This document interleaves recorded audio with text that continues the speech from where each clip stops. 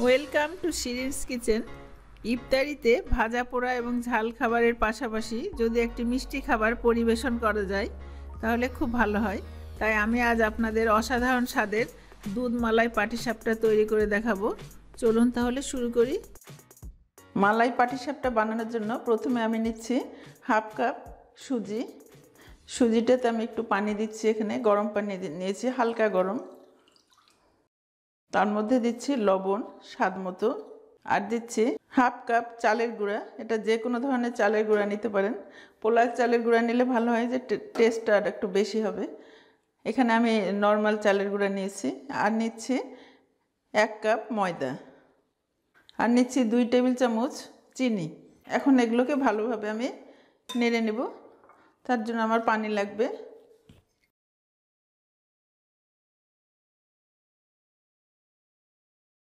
ডোটা এরকম হবে, এর কনসিস্টেন্সিটা দেখে নেন কেমন। এখন এটাকে আধা ঘন্টার জন্য ঢেকে রাখবো।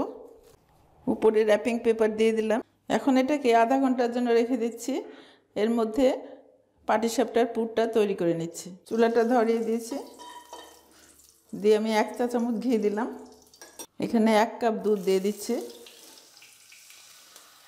এখানে 2 কাপ দুধকে 1 কাপ করে নিয়েছি। এখন দিচ্ছি 1 কাপ মাওয়া। আপনারা আপনাদের পছন্দ মতো যে কোনো ফিলিং ভিতরে দিতে পারেন। যদি মনে করেন যে খালি দুধ দিয়ে ঘন করে দিব, সেটাও করতে পারেন। এখন দিচ্ছি হাফ কাপ নারিকেল কুড়া, আর দিচ্ছি 1/4 কাপ চিনি, আর 3টা এলাচ গুঁড়া করে রেখেছিলাম সেটা দিচ্ছি।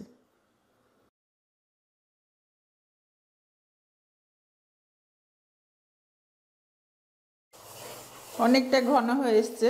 আপনারা যদি মনে করেন যে এখানে শুধু দুধ দিয়ে তৈরি করব ভিতরের পুরটা, তাহলে আপনারা করতে পারেন।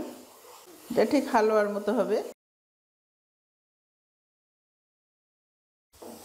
চুলাটা অফ করে দিচ্ছি।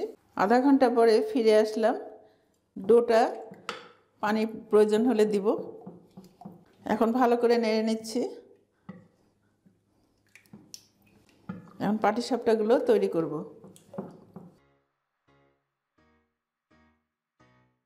চুলাটা ধরিয়ে দিয়ে ফ্রাইং প্যানে তেল ব্রাশ করে দিচ্ছি। 1 চামচ দিলাম।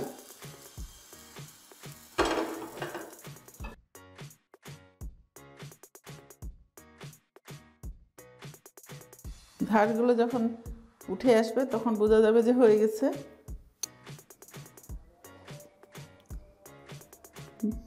দিয়ে দিচ্ছি মাওয়াটা, এক পাশে দিতে হবে। এখন এটা উল্টাচ্ছি সাবধানে।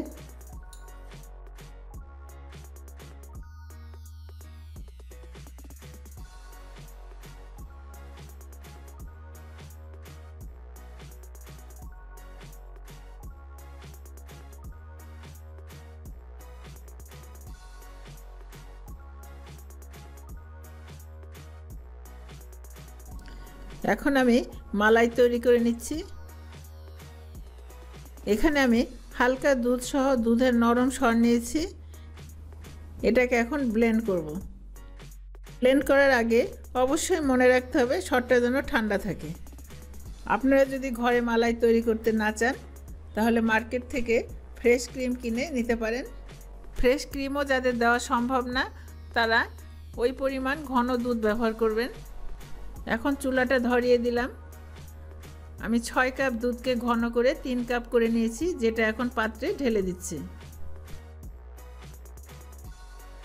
এখন এর মধ্যে দিচ্ছি 1/4 কাপ চিনি। চিনি আপনাদের নিজেদের স্বাদ মতো দিবেন।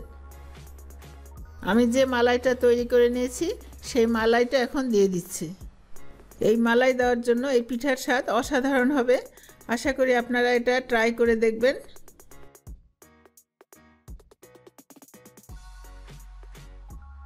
এখন মিশ্রণটাকে পাটিসাপটার উপরে দিয়ে দিচ্ছি। আমার দুধ মালাই পাটিসাপটা তৈরি হয়ে গেল। আপনারা অবশ্যই ট্রাই করে কমেন্টে জানাবেন কেমন লাগলো। আর যারা আমার চ্যানেলে নতুন, তাদের সাবস্ক্রাইব করার অনুরোধ রইল। আপনারা সবাই ভালো থাকেন। ধন্যবাদ।